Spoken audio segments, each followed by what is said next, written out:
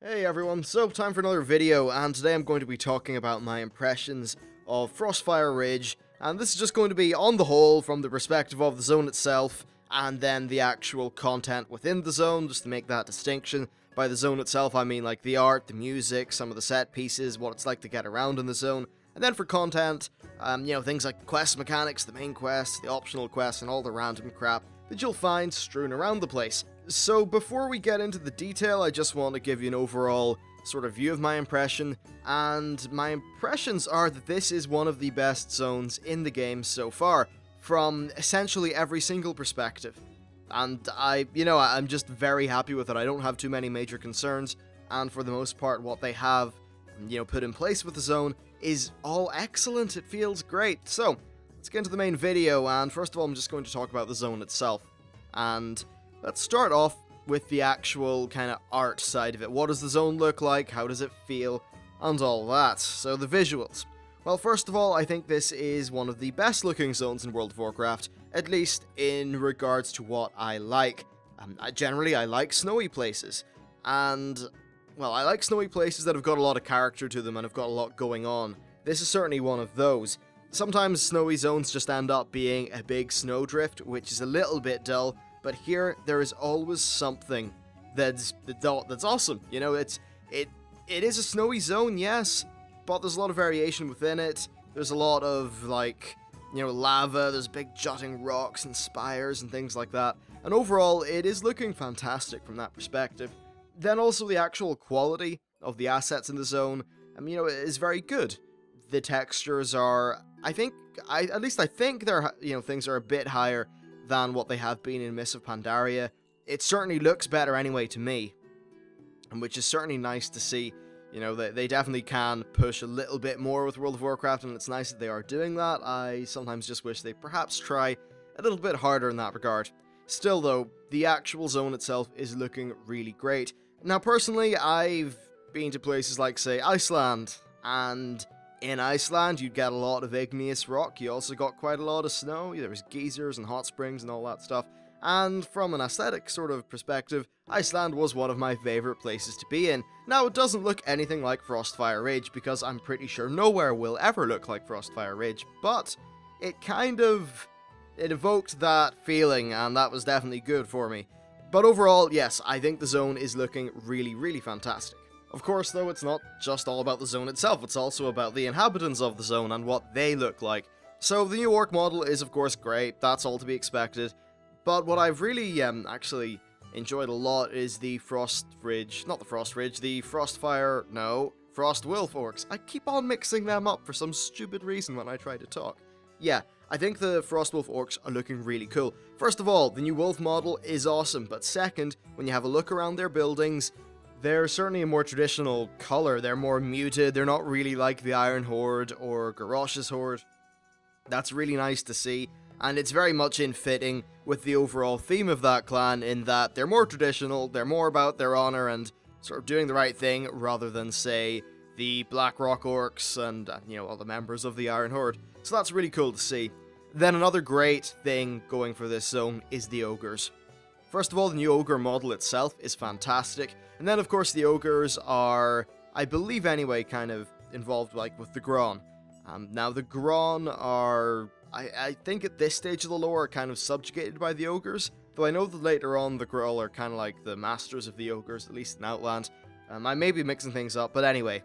There's lots of Graan there. The Graan look amazing. They're some of the best models in this game. And what's nice is that there's a lot of personality to them. The same goes for the actual ogres themselves, and there are these new creatures called a Graan, which seem to be some sort of hybrid or something like that. They also look really awesome.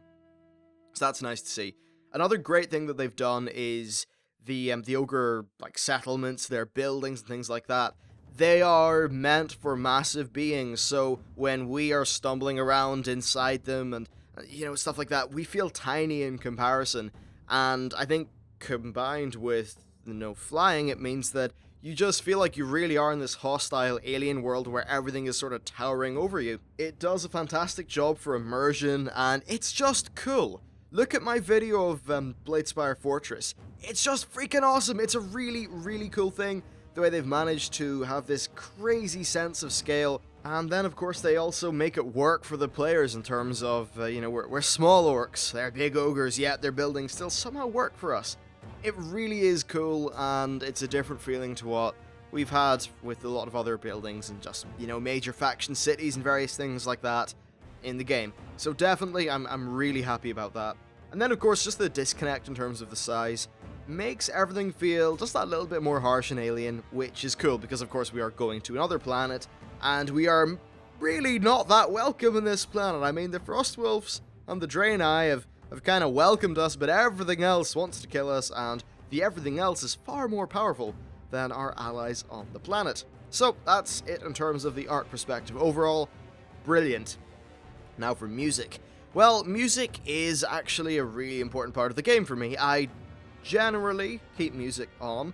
The only time I turn it off is if I'm listening to a podcast. By the way, shameless plug for the Dismal Jesters. You'll get to hear Jim Sterling being his lovely depraved self. But anyway, aside from that, I do listen to music a lot in the game, and the music is, in this zone, just perfect. Honestly, I think it's perfect. It's not that, well, the one track that you probably heard the most is, what's it called? The Clans Unite or something like that. No, this one's called Magnificent Desolation. You can probably find it in YouTube, and it's just really a great ambient track. The different kind of more ambient takes on it that play throughout the zone are also great, and it just, I don't know, it works very well. There's something about the sound that the music of this zone just sort of does that fits with it being this weird wasteland that's also just covered in crazy set pieces and objects and things. I don't know. I think Magnificent Desolation is a very good title for that track, and it actually is very much fitting with the theme and feel of the zone. So musically, I am extremely happy with this place. And actually, I think a lot of you guys are too, because I get loads of comments and things like that about people asking, what's the music in some of the videos, and in general, it's always music from World of Warcraft, and I try to keep music sort of in theme with what I'm talking about. So you'll probably hear some of the Frostfire music in this video as well. In fact, you nearly definitely will. So that's a thing. Right, other things about the zone. I guess I have here on the bullet points that I wanted to talk about set pieces. So Bladespire, Wargall, your garrison, and I've already talked about them, but one other thing to bring up is that in Frostfire Ridge, there's always something amazing looking on the horizon, whether it's some big rocky outcropping, or Bladespire Fortress, or a volcano, or some crazy geyser thing. There's always something really cool, that you're kind of always traveling towards. The zone's just completely scattered with awesome shit, so no matter where you're going, you're always traveling towards some sort of landmark, which is pretty nice. Then, of course, in terms of set pieces, I nearly forgot to say this, but there are the giant skeletons of dead Gron that are just ginormous, humongous things, lying around the zone, and it just, again, makes the world feel a little bit more hostile to you, which works out pretty well. So there's that. Overall, set pieces are great. There's always something cool to see. The next thing that I'm going to talk about is traveling in the zone. A lot of people are worried about travel because of the removal of flying, so it's certainly a valid concern. This zone is pretty much very easy to travel around in.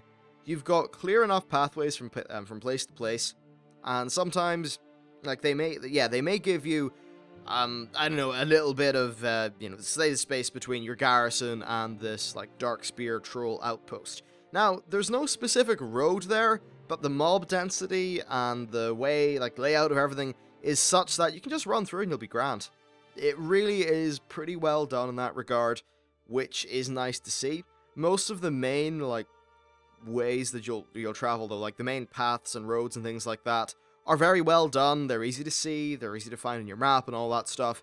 And overall, I just have not had any problems getting around this zone. It's not like the Dread Wastes, where I wanted to pull my hair out at the whole damn affair. Or hell, even the Jade Forest.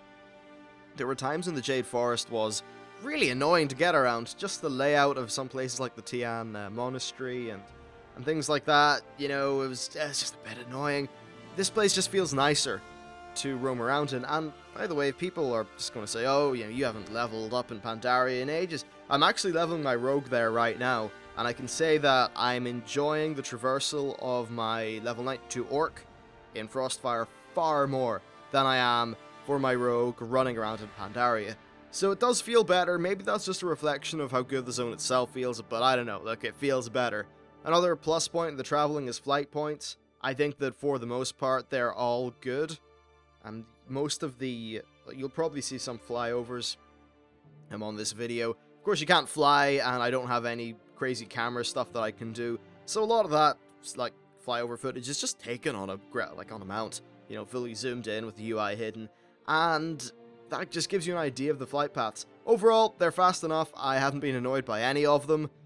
There are of course, times when, because the flying mounts from flight points don't go ultra high, where they will weave around a building or something, but they kind of have to do that. And I think it's really important that Blizzard don't make those flight point mounts these like crazy high altitude taxis, because that would just ruin the world. Like, it really would. So yes, they're doing a good job. Flight points are definitely good. Blizzard have said they want to make them as sort of, you know, as the crow flies as possible, and they're going to rely a lot on alpha feedback and things like that to ensure that there are no major problems. So if there is a flight point that's particularly annoying, we will fix it as alpha testers, so don't worry about that.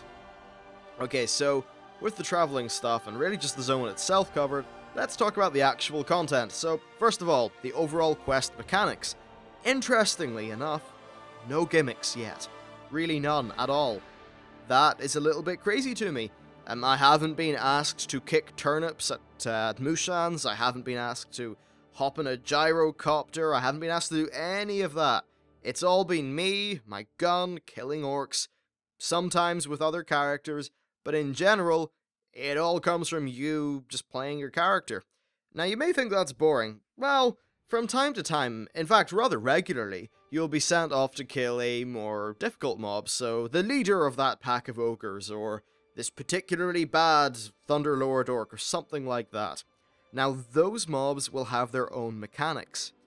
So maybe they'll do a little cone, or the various kind of more simple mechanics that we're used to in the game, but at least they spice up those fights. And I do not miss the gimmick quests at all in any way. I think that the quest flow is actually really good without them. One of the things about gimmick quests is you have to stop and just sort of work out what this random contrived system is, because in all likelihood, you know, those gimmick quests are just contrived for like a one-off thing. They're not really within the mechanics of your class, and it's just a bit of a break and paste that's a pain in the arse. That's what most of us do, you know, we just think, oh, for God's sake, what's the quickest way to get past this stupid gimmick so I can get back to questing? None of that happens. It's just one nice flow. You're always killing mobs, and actually most things do involve killing and collecting, I suppose, yeah.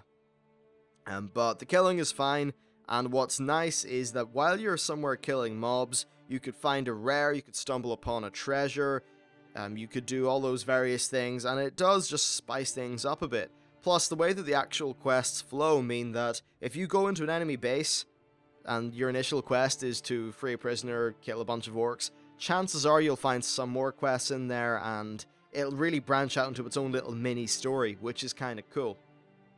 And I think that's really it for overall quest mechanics. Basically, it's definitely like the core WoW quests, but they're well done, in a very good flow, and the mobs are more interesting.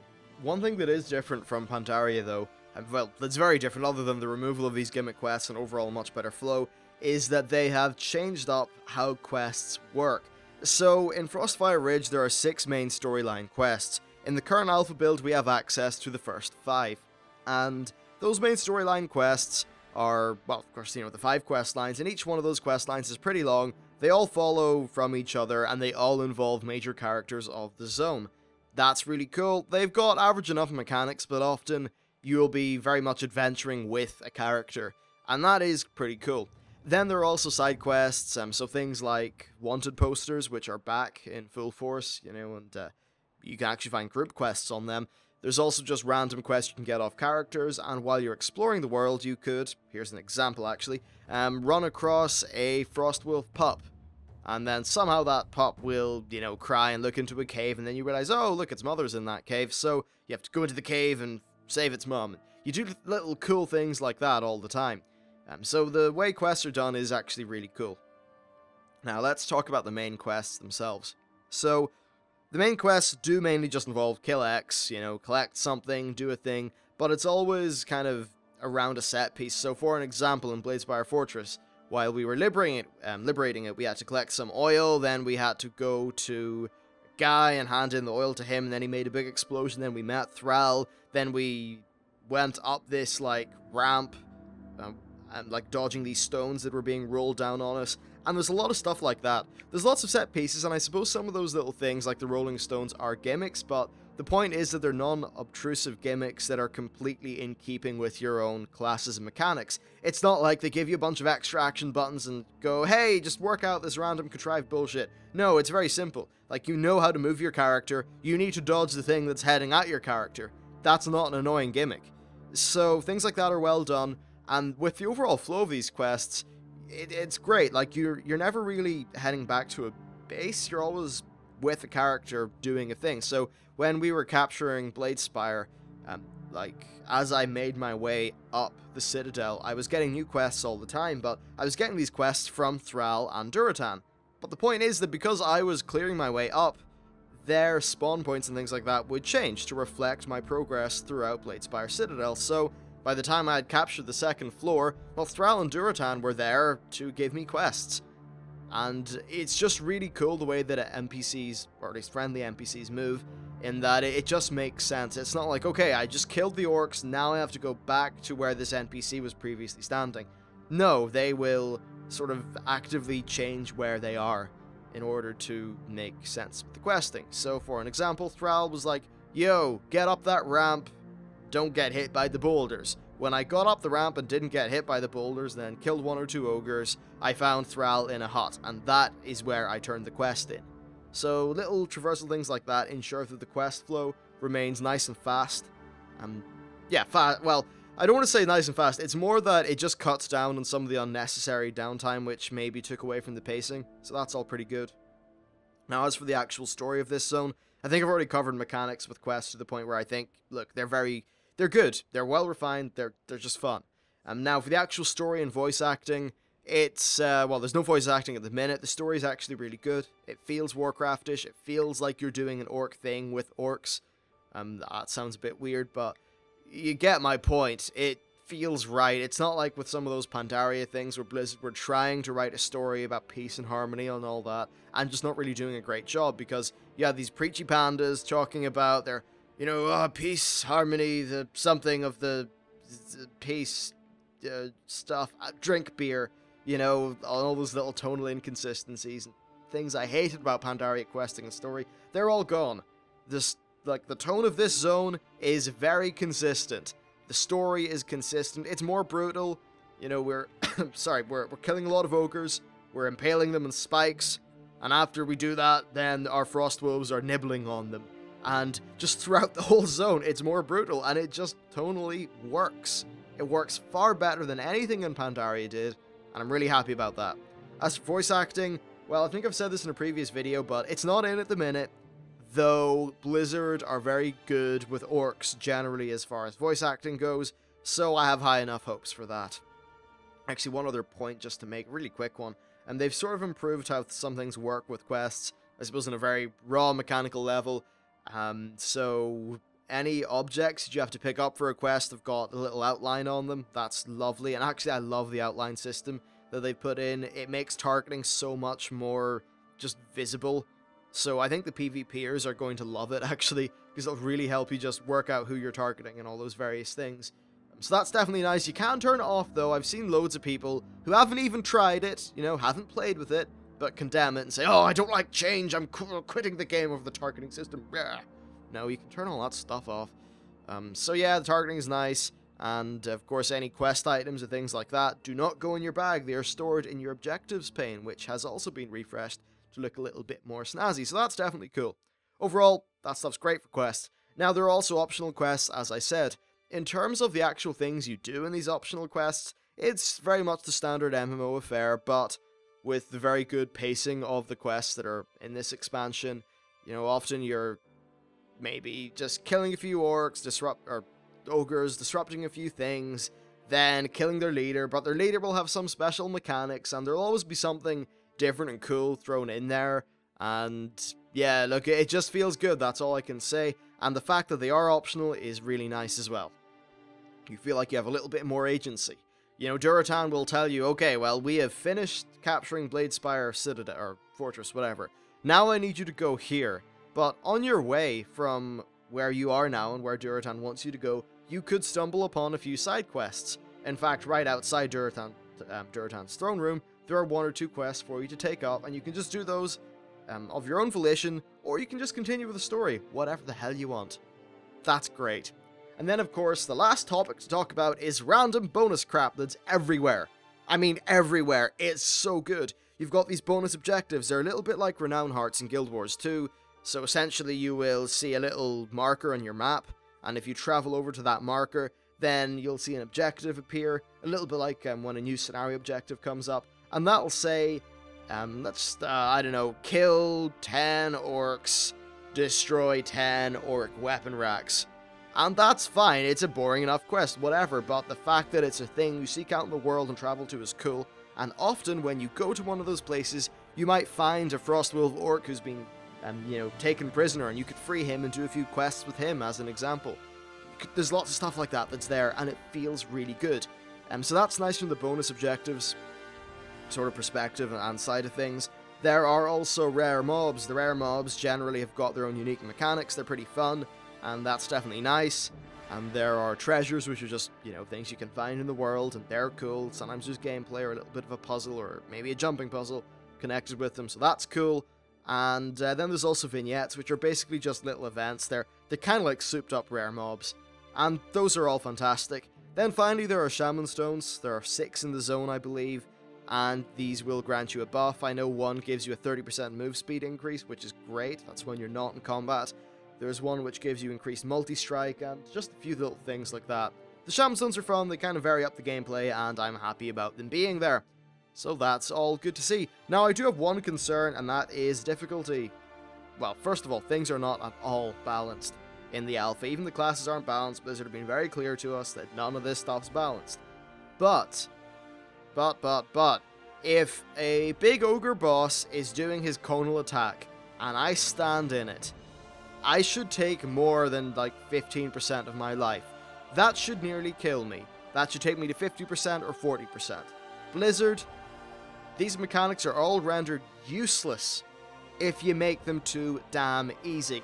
I've been leveling up my rogue in Pandaria, right? And I can tell you that when I'm fighting rares and things, when I originally started, I was very sure not to be, caught in any of those mechanics or anything like that, or hell, even just for, quest mobs or anything like that. I was very sure never to stand in the cone and always to obey the fight mechanics. But then, one day, I just realized that it actually didn't matter, because if I stood in that cone, that conal attack or smash or whatever, I would take 5% of my health, which I would immediately have some way of regenerating. And that just meant that those mechanics were all pointless. Blizzard, you need to make this hard, right? Your classes are easy enough to play at this stage with all the changes. You can play a WoW class to, let's just say, 70% efficiency or 60% efficiency quite easily. Therefore, they need to make things in the world hard, because if they don't, the game will flounder, right? These rare mobs and things are great. These wanted quests with, 3 players are great, but they don't make them hard enough, we're going to have problems. Now, to Blizzard's credit, some of those wanted quests are, well, okay, they are soloable by characters, but they're at least tricky enough to solo. So that was nice. I think rare mobs should be that hard, so they need to make rare mobs. I'd say you could easily double the damage across the board of just about everything in Frostfire Ridge, and I'd probably, it would be a more fun experience unless you were, an idiot and pulled like 8 mobs or something. So they just need to watch out in terms of that. That's definitely the one thing I'm a little bit concerned with, is the amount of damage that we, players are taking. I don't think it's high enough, doesn't pile on the pressure in regular combat enough, and that's a bit problematic. Still though, bar that, the zone itself is brilliant, great art, great music, great set pieces, easy to travel in, with fantastic questing. They just need to tune the difficulty of things right. So overall, my opinions of this zone are actually really positive. Anyway, that's it for the video. If you want to check out the rest of the channel for more Warlords of Draenor stuff, you can totally do that, and I recommend it. Yeah, so like, subscribe, favorite, you know, all that great stuff. Thank you very much for watching, and I'll see you next time.